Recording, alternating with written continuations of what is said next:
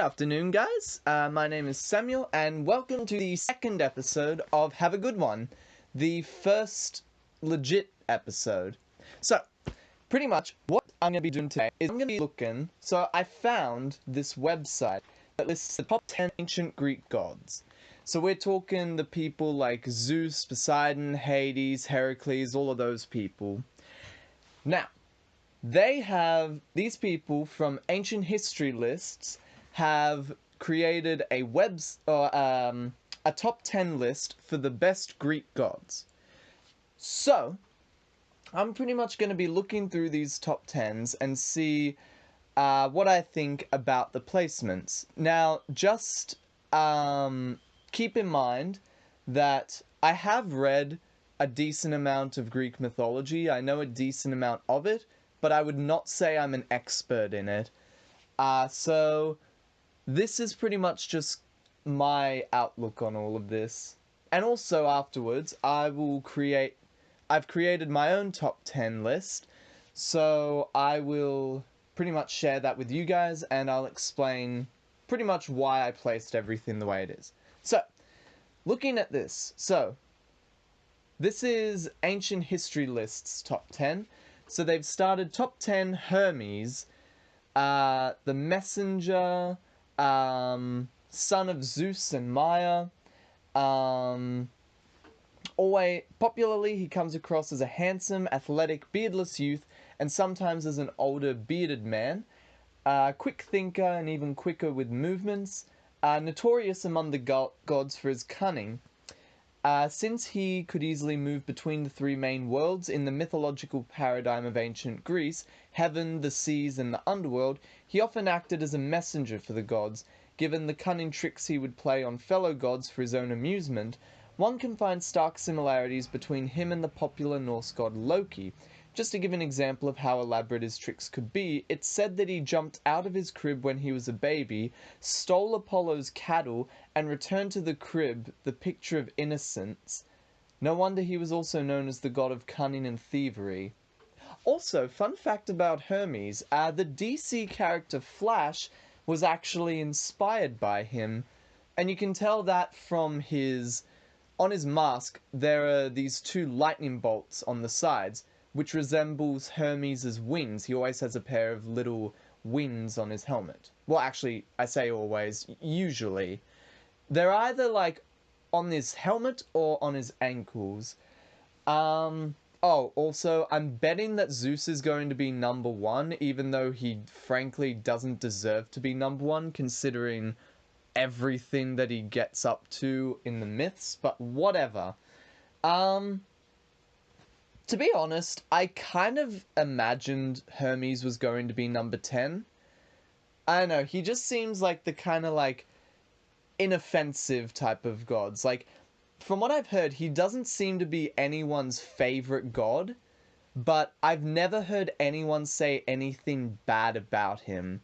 He's also depicted as, like, a jack-of-all-trades type of god. Anyway, moving on. Number 9, we have Hephaestus. I probably pronounced that wrong. Popular in Greek folklore, the god of fire Hephaestus was associated with the realm of heaven. His beginnings have been described in contradictory terms by Homer and Hesiod.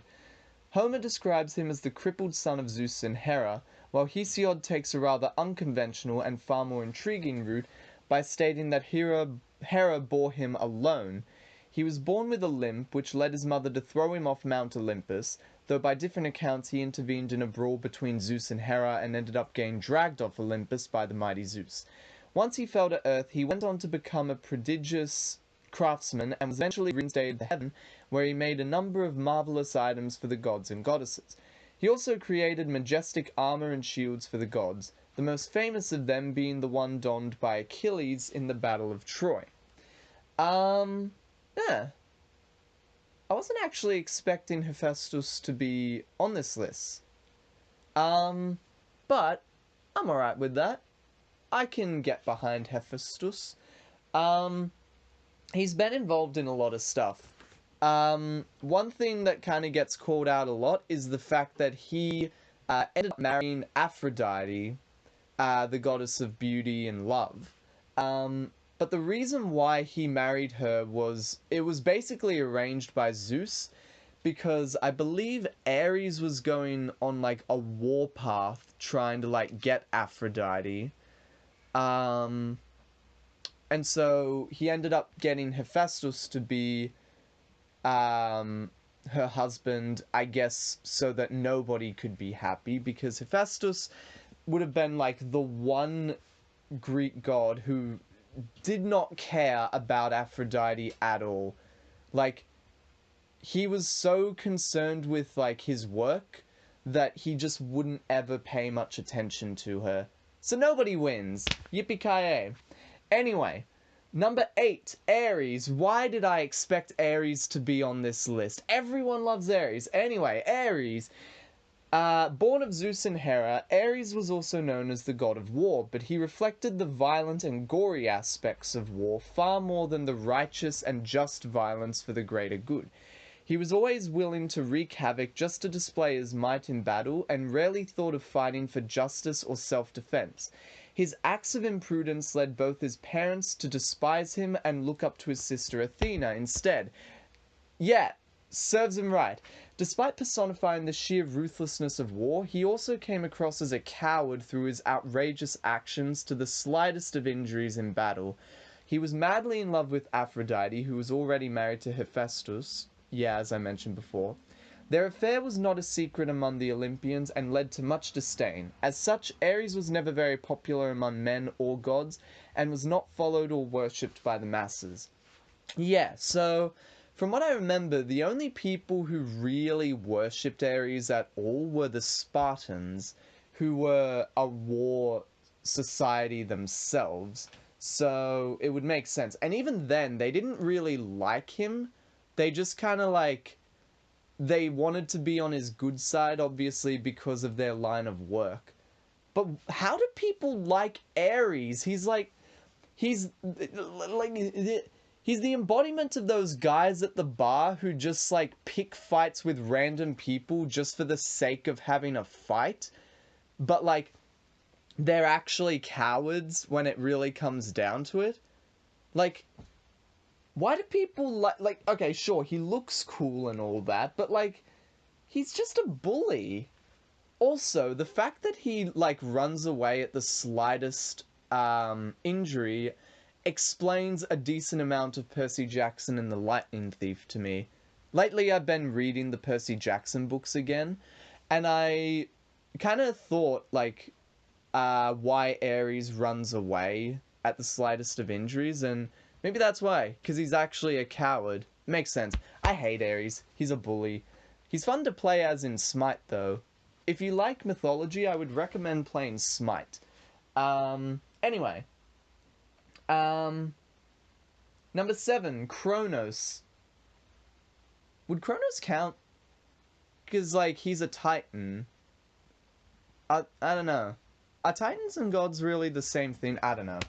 Widely known among the ancient Titans, Kronos was the ruling god before the age of the Olympian deities. The Titans were known for their colossal bodies and equally massive brute strength, among whom Kronos proved himself to be the strongest when he became the ruler by castrating his own father, Uranus. But once he came to power, much like his despised parent, Kronos became rather suspicious of his children, the most noticeable ones being Zeus, Poseidon, and Aphrodite. In his utter paranoia, he swallowed them to keep them from ever surpassing him. But his mother Gaia and wife Rhea were able to rescue Zeus, who fought him off and banished him to the dreaded Tartarus in the underworld once he had freed his siblings. The end of Kronos heralded the age of the Olympian deities, who would go on to be far more popular in Greek mythology than their predecessors ever were. So, Kronos. Wait, no, he's also considered the god of time, isn't he? I don't know. I feel like some depictions depict like the Titan Kronos and the god of time Kronos as two separate beings. But I know some say that they're both.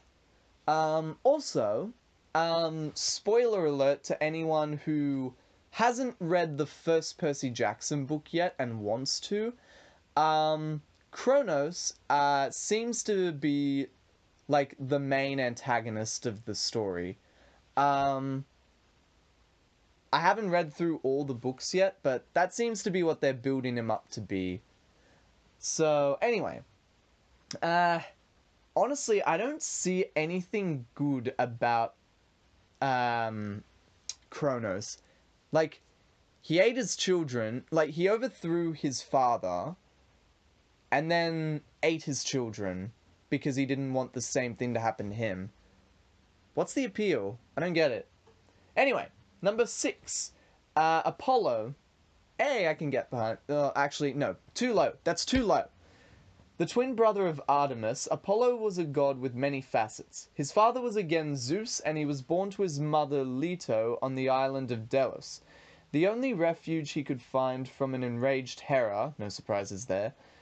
Leto was so overwhelmed with the care she received from the inhabitants of Delos that she promised that Apollo would always favor them and ensure their prosperity, a promise which he went on to honor. Hey, look at that! A god who actually keeps his word. What a shocker. As mentioned earlier, Apollo has many facets which were rather contradictory. He was the god of serenity and music and was often depicted with a lyre. He was also a skilled archer who could often be seen with a silver bow.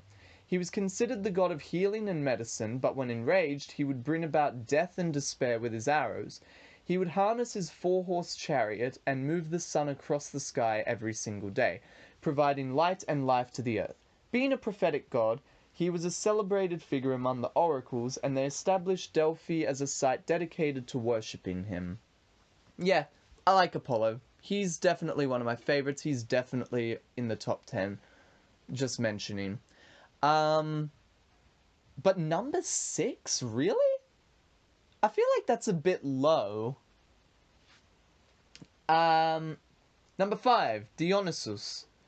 Being the god of festivity, pleasure, and wine, he was quite a popular deity, and I don't think much would have changed, to be honest, in this day. Both among gods and mortals, he's the only god who had a mortal parent in the form of his brother Semele. His father being the mighty Zeus, he was brought up under the protection of mountain nymphs, since Hera, Zeus's wife, was jealous of her husband's romantic adventures outside their marriage. Dionysus slowly built a cult of followers who would accompany him on his journeys around the world. He was far more interactive with his followers than the other gods, feasting, drinking, and living life to the full with them. He fell irrevocably in love with Ariadne, who was despicably abandoned by Theseus when she fell asleep on the island of Naxos. The Greeks celebrated many festivals in his honor, and it wouldn't be an overstatement to say that he was far more popular than Zeus in many parts of ancient Greece. I mean, well, let's think about it. God of storms versus God of parties. I wonder which one's going to be more popular among the masses. Anyway, number 4, Prometheus. Wait, are we really counting Prometheus? Oh, wait, no, I was thinking Perseus. Perseus was a demigod. Prometheus was a titan. Prometheus, one of the most popular Titan gods, Prometheus is held in high esteem among the great benefactors of mankind.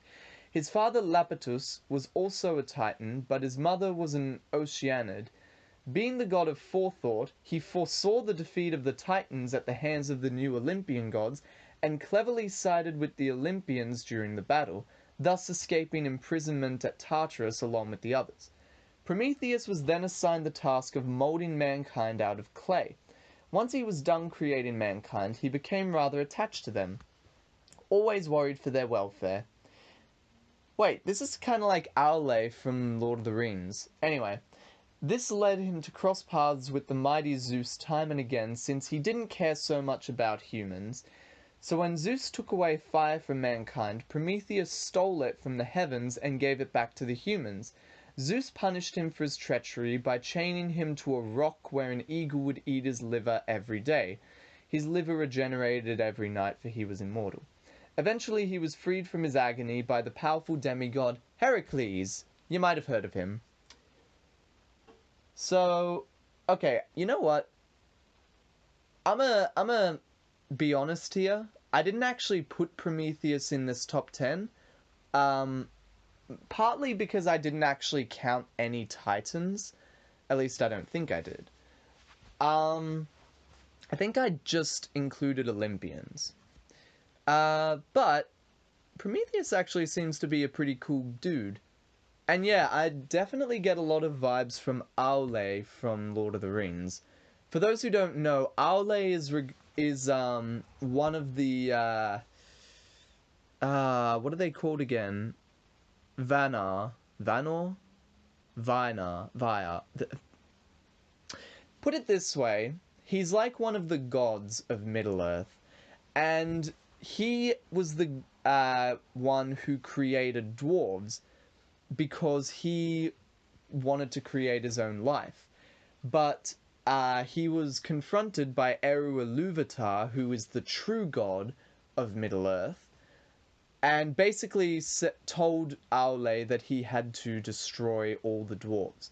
But he couldn't bring himself to do that, so he pretty much... I forget what he did. I think he either hid them away or just, like, released them to the world in secret. But he's essentially the reason why dwarves exist in Middle-earth. Anyway, he seems very similar to Prometheus. It seems like he's kind of a combination of Prometheus and Hephaestus. Anyway, number 3, Poseidon. Why was I expecting this? Actually, no, I was expecting Poseidon to be number 2. This is a bit unusual. So, when Zeus and his brothers drew straws to decide who got to be the lord of each realm, Poseidon drew the realm of the seas. In this way, he became the ruler of the seas and, along with his wife Aphrodite, led a group of lesser gods that included Triton and the Nereids. I am so sorry if I'm pronouncing these wrong. I looked up how to pronounce some of these names, but not all of them. Sorry if I mispronounce any. Being the Lord of Seas, he was widely worshipped and followed by seamen and voyagers, but his influence was even more far-reaching. Historians cite him as being a major deity in several ancient Greek cities. In terms of sheer power, he came second only to the mighty Zeus. As well as taming the power of the seas, he also carried a trident which could cause massive earthquakes with a single strike. At some point, he fell desperately for Demeter, who asked him to create the most unique creature if he was to win her. It is said he made a number of animals in his quest and finally created the first majestic horse. So Poseidon was also the creator of horses. To be honest, I quite like Poseidon. Like, look, I know he had a really bad temper, but as god of the sea, I mean, look, I'm a big fan of the sea. Like, as far as the 4 elements are concerned, water would probably be my favorite. I just really like water. And as far as, like, I suppose, like, faithlessness, he's, like, I mean, he's not perfect. Basically, nobody in Greek myth is. But he's not as bad as, you know, some people. I'm sure we'll get to that later. Anyway, number 2, Hades. Hey, my boy! Following the advent of the Age of the Olympian gods, Hades became the ruler of the underworld, a place where only the dead could enter, though there were quite a few exceptions to that. Naturally, ruling over such a gloomy and dismal realm seldom led to a good impression, making him less prominent in Greek mythology. However, many Greeks believed him to be the personification of death itself, which he was not, and paid him regular homage because of their superstition. But his evil image is a far cry from what he was actually like, for he was not as much of a bad guy as we've been led to believe. Thank you. Contrary to common belief, it was not Hades who was responsible for the redemption of souls, but rather the 3 demigods Minos, Iacchos, and Rhadamanthus would carry out the judgment. He was also pretty fair in his dealings with Heracles, who approached him with the intention of capturing his 3-headed dog. However, Hades hasn't been cut any slack for tricking his love interest Persephone into staying with him in the underworld. I'm pretty sure there's something about it, about Hades and Persephone, that makes it a little bit more consensual that this is making it out to be. I think from what I remember, Persephone voluntarily went into the underworld. Also, as far as Greek gods and their relationships are concerned, Hades and Persephone definitely have one of the more wholesome ones. They don't actually, from what look, it might have been because of a bunch of fan-made stuff that I'd been reading, but Persephone and Hades seem to have a pretty wholesome relationship all in all. Definitely more so than, you know, other people. Oh look, what a surprise. Speaking of which, number 1, Zeus. What a shocker. Zeus was the god of the whole known universe that the Olympians won from the Titans.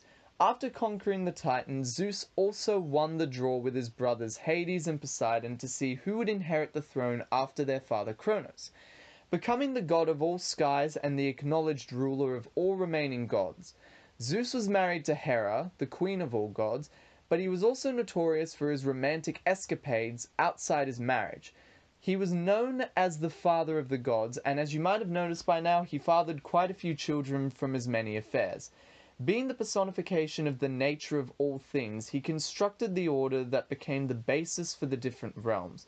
He also regulated time in the form of the changing seasons and alternating day and night.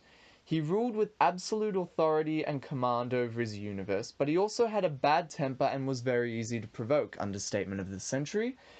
He would respond by hurling thunderbolts at those who displeased him. Okay, so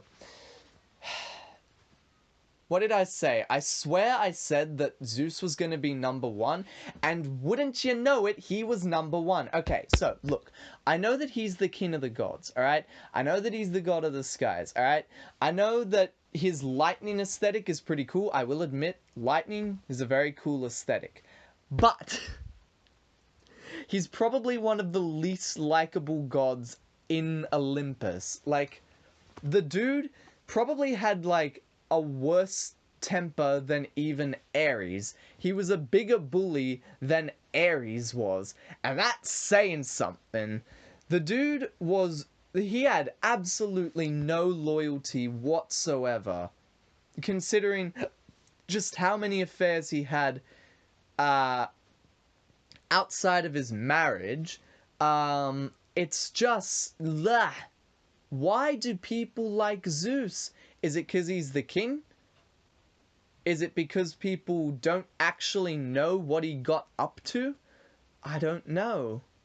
But he's not a guy that you can really look up to that much.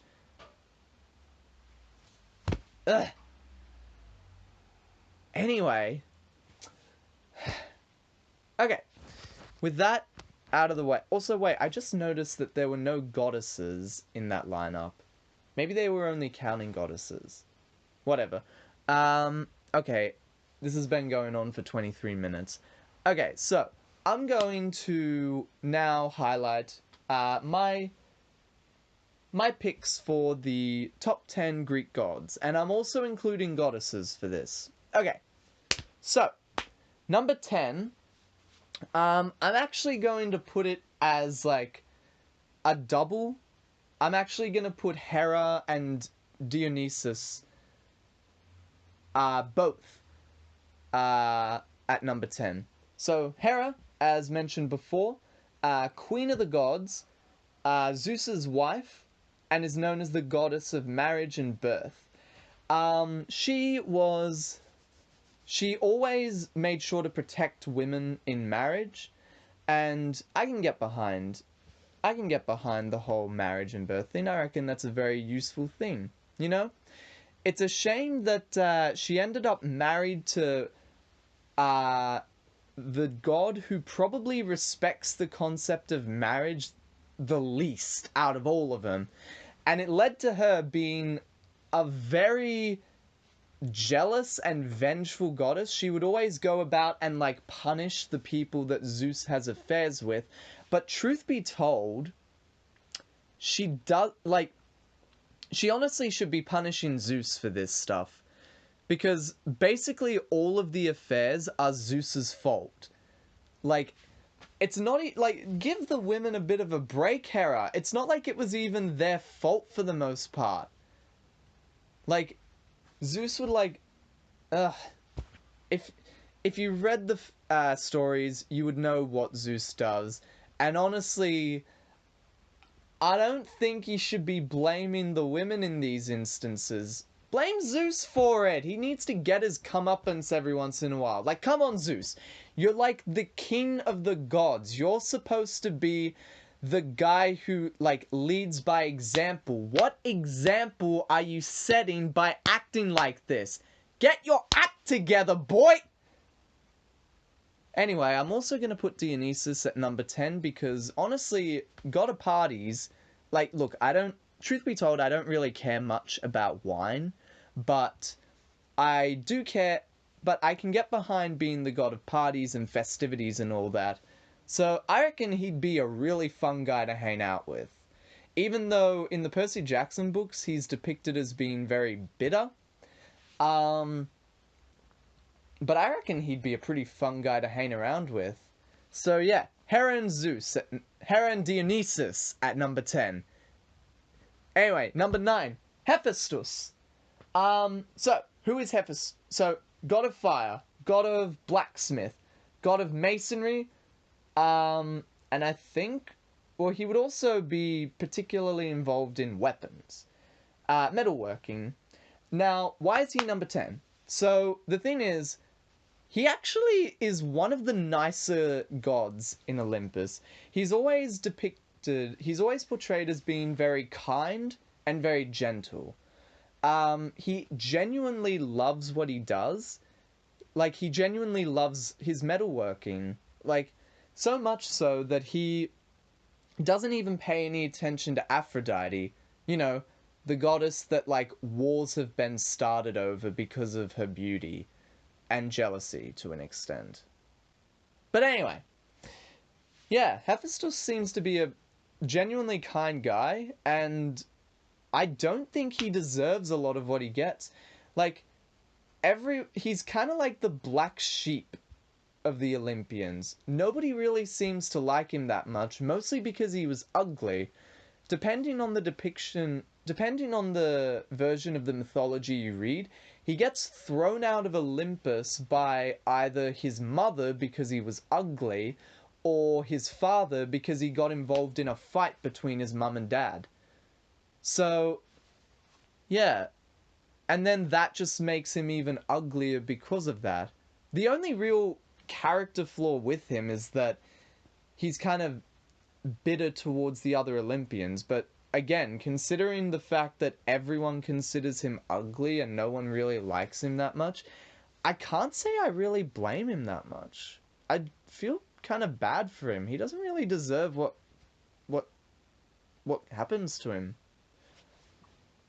Anyway, number 8, Hecate. Who is Hecate, you may ask? That's a very good question. Actually, I wouldn't blame you if you didn't know who she was. So Hecate is the goddess of magic, witchcraft, the night, moon, ghosts, and necromancy. That is a lot of stuff. And honestly, if you look her up on the internet, you might assume that she's like a Hindu god, because she's depicted as having like 3 heads and 6 arms or something like that. But no, she's actually a Greek goddess. And yeah, like, okay, magic, witchcraft, the night, the moon, ghosts, necromancy. I like all of those things. I can get behind all of those things. So just considering how many things I like that she represents, she's going into number 8 just for that reason alone. Also, I thought might as well give a bit of appreciation to a less well-known god/goddess. So anyway, yeah, I don't really have that much to say about her. I reckon she's quite underappreciated. Anyway, number 7, Pan. Now, you may not know who Pan is. So, who Pan is... Oh my gosh, I forgot to look up how to pronounce this word. Satyr or Satyr? So, what that is, I'm gonna say Satyr. A satyr is basically a half man, half goat. And in a way, Pan is like the god of satyrs. Actually, you know what? If you've ever read or seen Narnia, the forms are basically the same thing. Anyway. Yeah, he's kind of like the god of satyrs. But he's also the god of wild groves, shepherds, flocks, the wild in general. Um, and he's always depicted with like a pan flute, as are other satyrs. Um, Now, the fact that he's basically like a god of nature and the wild itself, I can get behind that. I like nature. Um, he seems like, yeah, a cool guy. Also, might be a bit of bias for a few reasons. For one, the Percy Jackson books make him out to be a really mysterious being who went missing a long time ago, but but nobody can find him. But basically ever since he disappeared, humans started like polluting the world so much worse. But the main reason why I decided to put Pan above Hecate is because Pan is because one of my favorite songs from one of my favorite bands is called Pan. The name of the song is Pan. And I'm imagining that it's named after the Greek god. So, yeah, the fact that this god's existence just reminds me of that great song, um, means that he gets number 7. Anyway, number 6, Poseidon. I know, maybe a bit of a cliched choice. Poseidon, god of the sea, earthquakes, storms, horses, lot of stuff. But again, as I mentioned before, I just really like the sea and water and all of that stuff. It's just like, it's great. I really love it. Like, I don't know, just the sea itself, it's great. That's part of the reason why I like the movie Moana so much, because so much water. Like, it's an absolutely beautiful movie. I would definitely recommend watching it if you haven't already. It's a gorgeous looking movie. Ah, water. It's so useful, you know? Anyway, that's pretty much all I really have to say about Poseidon. I mean, also, earthquakes are pretty dangerous. I would actually go so far as to say that earthquakes are the most dangerous natural disasters because of how many other natural disasters they can create.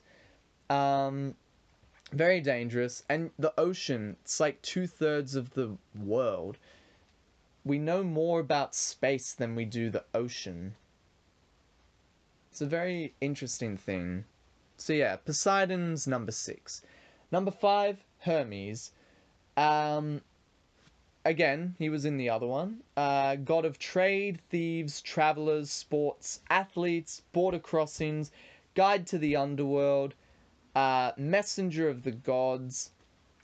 Honestly, I feel like he'd be a pretty cool guy to hang around. He seems like the quintessential, like, vagabond or rapscallion or, what's the word? Swashbuckler. He seems like that type of dude. He seems like like the Robin Hood. I don't. He seems very similar to like Robin Hood among the Olympians or something like that. Also, I feel like he'd be a pretty chill guy to hang around with. I feel like he's probably one of the more chill Greek gods. Definitely more so than Poseidon, which is why I'm putting him above Poseidon. Also, as mentioned before, the fact that the Flash was inspired by Hermes also gives him some bonus points for that. So yeah. Anyway, number 4, Thanatos. Now, as you may not know who Thanatos is either, or you might think I'm saying Thanos. But Thanos, so when I had mentioned before, what that previous website's top 10 had mentioned was that Hades is commonly mistaken as being the personification of death, which isn't true. Thanatos is actually the personification of death. He's usually depicted as like a Grim Reaper type of figure, and a lot of, like, I think namely like a scythe. He's usually depicted with a scythe, which is where that kind of became a staple of the Grim Reaper. Also, as you would probably be able to tell, the Marvel character Thanos was named after the Greek god Thanatos, which explains a lot because, well, considering how closely linked Thanos is with death, it makes sense. So, Thanatos is. He's actually like the personification of non violent death. It's said that his touch was gentle, and that his sisters were actually the ones representing violent death, but he was like a very gentle death. And I've seen these comics lately of like death going about doing his job, but he's a very kind death. He makes allowances, he lets people wait just a little bit longer, and he seems to have a little bit of a thing for the personification of life. He always loves. It's kind of like a game where, like, if life manages to get to a living thing before death does, they come back to life. They kind of get resuscitated or something like that. And death always loves whenever he loses to life. It's really cute. Like, I think if you look up wholesome death comics, you should be able to find it. But also, yeah, Thanatos, god of death. Yeah, I reckon. Also, in Smite, he looks really cool. Again, if you like mythology, get Smite. It's free from what I remember. Number 3, Athena. Athena is the goddess of wisdom and war, but unlike her brother Ares, she's actually the goddess. She kind of represents strategic war or just war, as opposed to her brother, who basically just represents bloodlust. Also, somewhat paradoxically, she's associated with peace and handicrafts like spinning and weaving. Um, Overall, like, honestly, Athena is probably the best Greek goddess out of all of them. She was always very popular among gods and mortals. Probably one of the most popular gods slash goddesses in Olympus. She even had the capital of Greece, Athens, her like her city. So yeah, she was. Yeah, I just really like her. She actually kind of represents the whole deal of like combat for a purpose. You know? Like, if Ares is like one of those like drunkos that just picks fights with people for the sake of it, then Athena represents like, I guess, kind of like Bruce Lee, or like any general that's defending their homeland, you know? Something like that, where there's a reason. And also, the fact that she's also associated with peace is another thing in her favor. Anyway, number 2, Apollo, god of the sun, the light, or god of the sun, light, the arts, prophecy, music, poetry, oracles, archery, medicine, knowledge, and plague. Yeah, so basically, with the exception of plague, that's like all of those things are just great. In case you don't know, I'm like my main field of work consists of like the arts. Um, I'm an actor. I did a Bachelor of Performance. A lot of my interests involve different fields of the arts. So obviously the god of art, essentially, is going to be great. Also, god of light. He's like, well, I mean, light is like one of my favorite elements overall. I know I said water's my favorite out of the four big ones, but if we're counting like light, then I actually like light more. Um, Medicine, knowledge, like how can you not like this stuff? The sun. Really the only issue is the whole plague thing. So now now I guess we know who to thank for the well, for that year. So thanks, Apollo. But no, I'm kidding. Also, the other reason why Apollo is so high up on this list is also because I once did an online test a while ago of which Greek god slash goddess are you most like. It's like a personality test in that. And the one that I was most like was Apollo. So, yeah. So that's partly why he's so high up, because apparently I'm most like him. But he's only number two. So who's number one? Well, it would be the fella who has been my favorite Greek god, like, basically since, like, primary school. And that would be Hades, god of the underworld.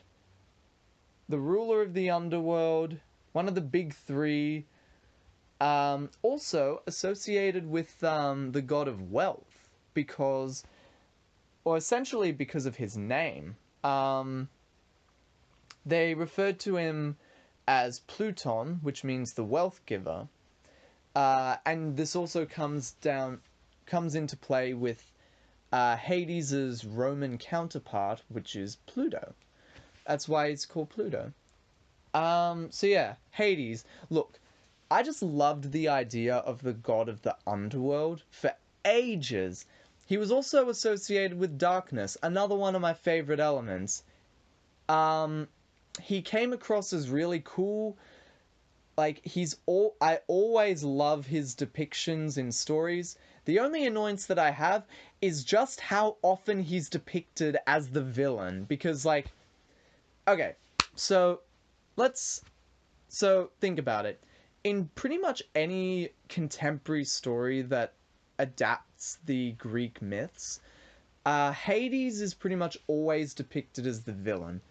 The most popular example would be in the Disney movie Hercules, where Hades is the villain, and also probably one of the funniest Disney characters ever created. But I digress. He's always depicted as the villain, right? And I think it's partly because he's associated as the god of death. People are afraid of death.